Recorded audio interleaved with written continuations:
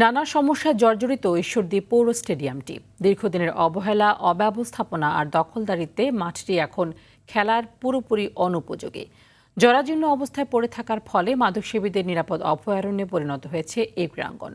স্টেডিয়ামের বর্তমান অবস্থা নিয়ে পাবনার ঈশ্বরদী থেকে বাইজিদ বোস্তামির পাঠানো তথ্য ও চিত্রে আরও জানাচ্ছেন লিওন আজাদ।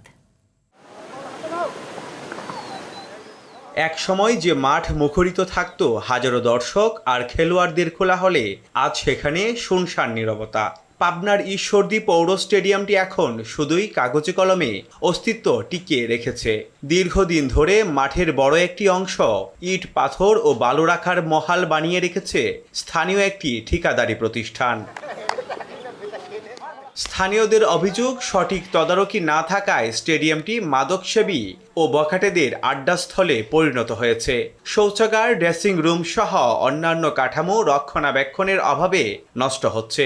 এরই মধ্যে চুরি হয়ে গেছে দরজা জানালাও। এত সমস্যার মাঝেও মাঠটিকে সচল রাখার চেষ্টায় স্বল্প জায়গায় চলছে খেলাধুলার প্র্যাকটিস। এখানে ইট, কংক্রিট দিয়ে ভরা মাঠের মাঝখানে আমরা যে প্র্যাকটিস করব, একটু গেম খেলবো, তার মতন কোনো পরিবেশ। দরজা জানলা চুরি হয়ে গেছে। পাওয়ার প্ল্যান্টের কিছু পাথর পৌরসভার অনুমতি নিয়ে এই স্টেডিয়ামে ফেলানোর পর থেকে খেলার অনুপযোগী হয়ে গেছে। মাঠটা একেবারে অনুপযোগী করে ফেলেছে। এগুলা সরানোর জন্য কেউ নেই, উদ্যোগ নেয় না। পৌরসভা বলছে বারবার নোটিশ দিয়েও প্রভাবশালী ঠিকাদারি প্রতিষ্ঠানকে মাঠ থেকে সরানো যাচ্ছে না।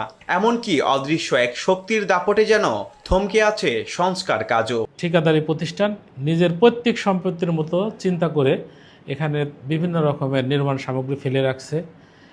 তাদের পৌরসভা থেকে একাধিকবার চিঠি দেওয়া হয়েছে। পৌরসভা যখন এটা অপসারণ করতে পারে নাই, কি জানি কোনো অদৃশ্য শক্তির কারণে আমরা ঠিকাদারকে এখান থেকে অপসারণ করতে পারতেছি না। দ্রুত মাঠের শক্ত মাটি ও নির্মাণ সামগ্রী অপসারণ এবং প্রয়োজনীয় অবকাঠামোগত উন্নয়ন করার দাবি ক্রীড়া সংশ্লিষ্টদের। Leon Azad, RTV।